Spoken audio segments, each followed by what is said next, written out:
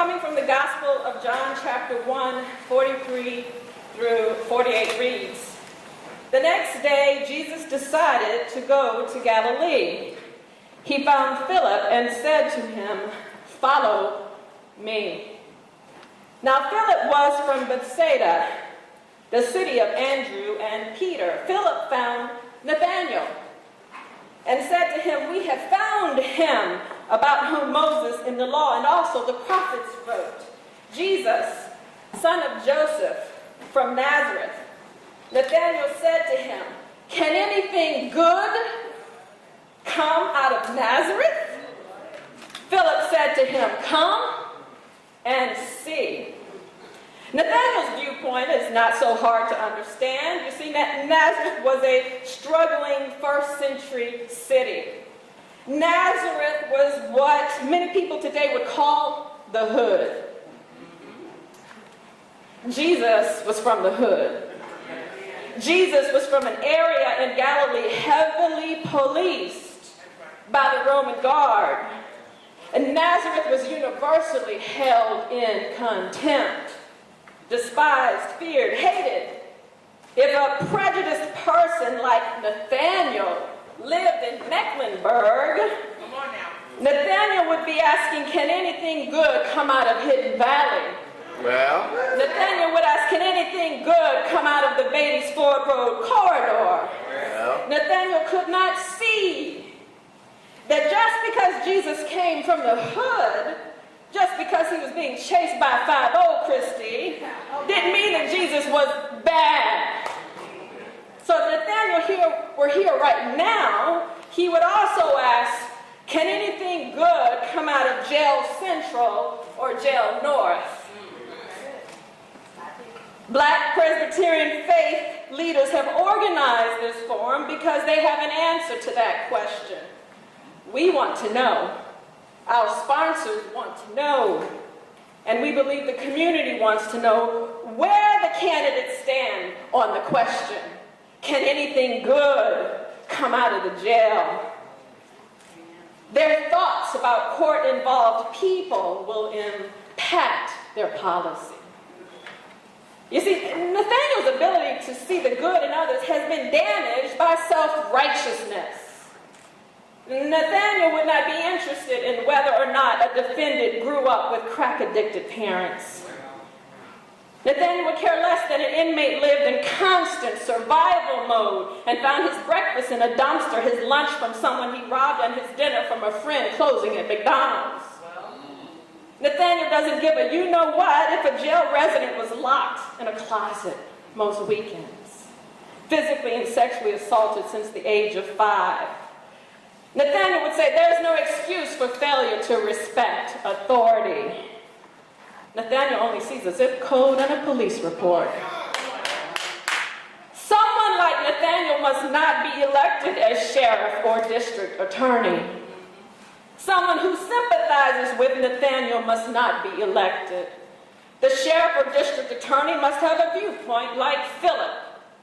Beloved, Jesus only had to ask Philip for help one time, and Philip got behind Jesus to help him. Philip could see that Jesus had a purpose and a destiny. Philip could see that all Jesus needed was consistent support and words of affirmation. Philip saw that Jesus needed a companion or a mentor to walk beside him, someone to have his back in rough times. Stay with me now. For Philip, it did not matter that Jesus was born to an unwed mother in the hood. It did not matter that he was a man wearing what most of us would call a dress. Philip was not bent out of shape that Jesus talked smack to his mother when he was in the temple, that he ran from the popo. Philip knew that the neighborhood Jesus grew up in and the trouble he made for the community was not a measure of his worth as a child of God. Philip knew that if people in power would just take their foot off Jesus' neck, that Jesus would get off death row, go back to the community, and perform miracles with the young people he left behind. Philip saw that extra something that Jesus had in him, and he made a commitment to help Jesus develop it. That's why when Nathanael said, "Can anything good come out of Nazareth?" Philip's response was simply, "Come and see." There you go. The sheriff and district attorney must be like Philip. You see, if the sheriff and the district attorney have faith in the fundamental goodness of people in Jail Central and Jail North, it will influence how they use their power. When someone asks, "Can anything good come out of jail?" the sheriff will say, "Come and see." When someone says, "Can anything good come out of Superior Court?" the district attorney will say, "Come and see." And they ought to be able to do so with transparency and honor and respect for human rights. Come and see how we're treating folks in the court and in the jail. Amen. Let me go ahead and park this car. By a series of God-ordained events, the Creator of heaven and earth put me in position today to say one thing to everyone in this building. If we are doing right, it is a message of assurance. Heaven will act. But if we're doing wrong on purpose because we lack courage or fear, white people or people in power, it is a message that our mistreatment of defendants and prisoners will have consequences. You see, each of us will have to give an account to the Creator about how we used our time, influence, and resources. So let me share the message God gave me to give to you. You see, when miracles and signs and wonders happen to preachers, they are rarely just for the preacher. They are meant to encourage people's faith. So rewind to last August of 2017. I was standing at my car about to get in and drive to work. I was pounding on the hood of my car. After the breakup of a 26-year marriage, I asked God, "Do you see me struggling?" After witnessing over and over extremely judgmental attitudes toward the poor, homeless, transgendered immigrants, and ex-prisoners, I pounded on the hood of my car and asked God, "Do you see the suffering of the people we serve? God, do you see what's going on in Charlotte and in the criminal justice system?" There's a verse in the book of Jeremiah that says, "While you are still praying, I will answer you." Saints, God already had an answer for me, and it was meant for you as well. A miracle is an extraordinary occurrence, or a miracle may be a normal thing with extraordinary clarity and timing. So after fussing with God, I got in my car and went to work at our new location at the Avenue Church. I worked for a few hours and I ran into Pastor Flo as she was leaving. She said, "Hey, Doc, did you see what happened to the building?" I said, "No, what happened?" "Someone put graffiti all over the building." And then she pulled out a picture on her phone and showed to me God's graffiti. God had someone to spray paint and answer to my question. On the side of the building was, "Richard,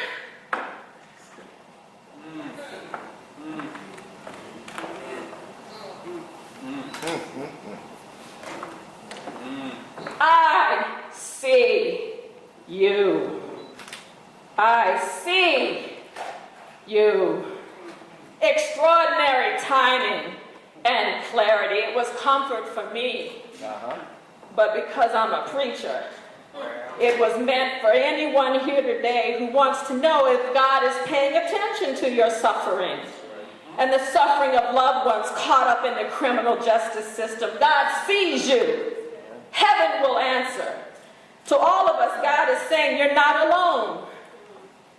But specifically, God sent me to say to all the candidates, to all the elected and appointed officials in law enforcement, to any Nathaniels behind closed doors, this may be your last warning.